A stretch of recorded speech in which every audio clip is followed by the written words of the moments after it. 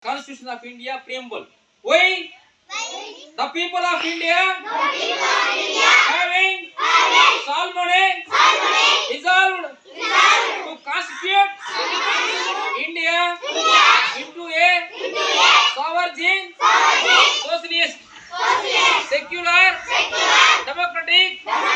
republic, and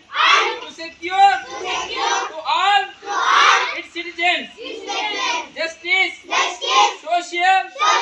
economic, and political liberty of thought, expression, belief, faith, and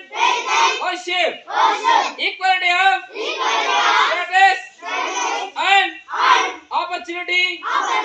and to promote among them all fraternity, assuring the dignity of the individual and the unity, integrity of the nation in our